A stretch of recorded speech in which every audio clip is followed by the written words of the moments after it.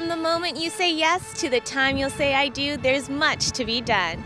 Hi, I'm Veronica with WatchMojo.com, and today wedding planner Maddie Kay is giving us some tips so your wedding planning days can be fun and stress-free. As a professional, do you have any tips for brides so that they stay relaxed throughout the process? If you're doing it on your own, plan in advance. So this way, if you come across something that you were not expecting or it was not accounted for, you have enough time to revisit the situation or find a plan B. Another advice I have is keep track of everything. Go with vendors that you've heard good things about. Don't necessarily just go with a vendor because your friend used him or her and they loved them 10 years ago. Because now there's new talent, there's new people that are coming out, and your style might be very different than your cousins or your sisters or your brothers, you know? So make sure you're doing your own research, look, read.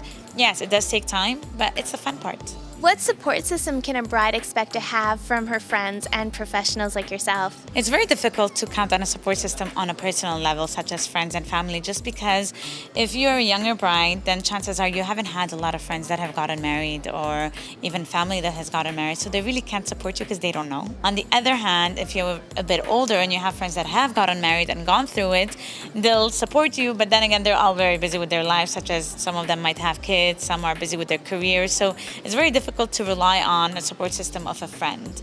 Family is different as well, and brides tend to get more emotional and more, into the details and eventually become bridezillas where the families are like, okay, we really don't want to get involved in this, so they choose not to. When it comes to professionals, it's very different. First, obviously, if you have a wedding planner, that's your support system, your planner. You lend on her or him and you're like, okay, help me, guide me, and if you have advice or if you need advice or you have questions, you have somebody to rely on.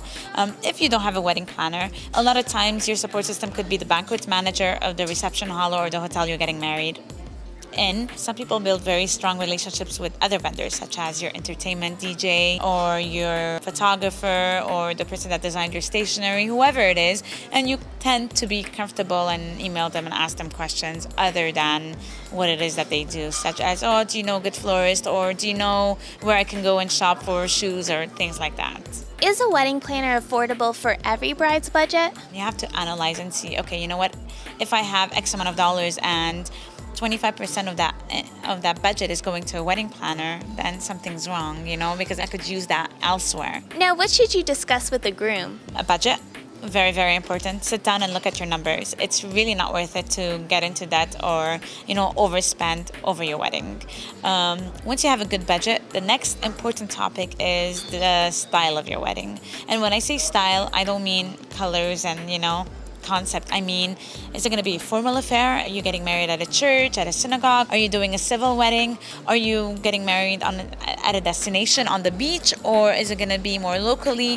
What kind of guest numbers are we looking at? These are very important elements that you need to be discussing before you move on to planning, because it's going to impact your decisions along the way. Do you have any final tips for us? Enjoy the process. You only get married once, I hope. Even if it's the second time or the third time, just enjoy the process. Don't worry too much about the details, because really, at the end of the day, your guests and family are there because they want to celebrate in your happiness and your love, and they're there to celebrate with you. And they're not going to really worry about the color of the flowers off or the timeline is a little off. They don't care for these things. They just want to have a good time, good food, good party, and see you happy. Well, thanks. It was great having you. Thank you. Thanks for having me, and happy planning.